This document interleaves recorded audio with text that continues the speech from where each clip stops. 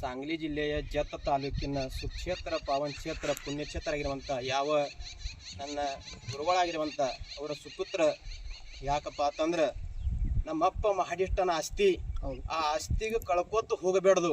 ನನ್ನ ಅಭಿಮಾನಿಗಳ ನಮ್ಮಪ್ಪಂದು ಎಲ್ಲಿ ತಕ್ಕದ ಅವ್ರಿಗೆ ಹೋಗಿ ನಾ ಪರಿಚಯ ಆಗಬೇಕು. ಪರಿಚಯ ಆಗಿ ಅವ್ರ 4 ಮಾತು ಹಿತನುಡಿಯನ್ನು ಹೇಳಬೇಕು.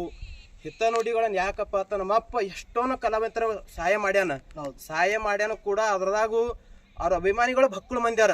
ನನಗೆ ಯಾರೂ ಪರಿಚಯ ಇಲ್ಲ. ನಮ್ಮ ಗಳೂರಿಗೆ ರೇವಣಸಿದ್ಧ ಮುತ್ತವರು ತನ್ನ ಯಾಕಪ್ಪ ನಮ್ಮ ಅಪ್ಪನ ಸರಪವಾಗಿ ಅವ್ರು ಇಲ್ಲಿ ಎದಕ್ಕಪ್ಪ ಅಂತಂದ್ರೆ ಕುತ್ತಾರ ಗುರುಗಳಾಗಿ ನಮ್ಮ ಅಪ್ಪರದವ್ರ ದೋಸ್ತಾನದ ಅವ್ರಿಗೊಂದು ಆರಾಮ್ ತಪ್ಪು ಸಲುವಾಗಿ ಆ ಗುರುಗಳಿಗೆ ಹೋಗಿ ನಾವು ಕ್ಷಮೆ ಕೇಳಬೇಕು. ನಮ್ಮ ಅಪ್ಪನ ಸರಪ ಅವ್ರಿಗೆ ಭೇಟಿ ಆಗಬೇಕು. ಯಾಕಪ್ಪ ಅಂತಾರೆ ಅವರು ಸೊನ್ಯಾಳ ಹನುಮಂತ ಗೌಡರು ಹೆಂಗಪ್ಪ ಅಂತಂದ್ರೆ ಕೈಲಾಸದ ಶಿವ ಪಾರ್ವತಿ ಇದ್ದಂಗ ಅಂಥವ್ರ ಸುಪುತ್ರನಾಗಿ ಎಲ್ಲಾ ಕಲಾವಂತರಿಗೆ ಭೇಟಿ ಮಾಡುವ ಸಲುವಾಗಿ ತಮ್ಮ ಅಪ್ಪನ ಆಸ್ತಿ ನಾವು ಕಳ್ಕೋಬೇಡ್ದು, ಹಾಗೆ ಸ್ಥಗಿತ ಇಡ್ಬೇಕಂತೇಳಿ ಇಲ್ಲಿ ತಕ್ಕ ಬಂದು ಮತ್ತು ನಮ್ಮದು ರೇವಣಸಿದ್ಧರ ಮುತ್ತೆ ಒಂದು ಆಶೀರ್ವಾದ ತೊಗೋಬೇಕಂತೇಳಿ ಇಲ್ಲಿ ತಕ್ಕ ಬಂದಾರ.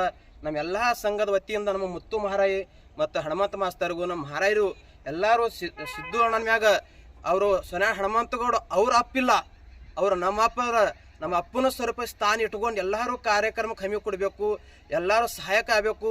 ಸಿದ್ದಣ್ಣ ಒಬ್ಬನೇ ಮಗ ಅಲ್ಲ ಹನುಮಂತ ಗೌಡರಿಗೆ, ನಾವೆಲ್ಲರೂ ತನ್ನ ಮಕ್ಕಳಿದ್ದಂಗೆ ಅವ್ರ ತಮ್ಮದಿರಿದ್ದಂಗೆ ತಿಳ್ಕೊಂಡು ನನ್ನ 2 ಮಾತನ್ನು ಇವರಾಮ್ ಕೊಡ್ತೀನಿ. ನಮ್ಮ ಸೊನ್ಯಾಳ ಹನುಮಂತ ಗುರುಗಳಿಗೆ ಕೂಡ ನಮಸ್ಕಾರ ಮಾಡ್ತೀನಿ. ಧನ್ಯವಾದಗಳು.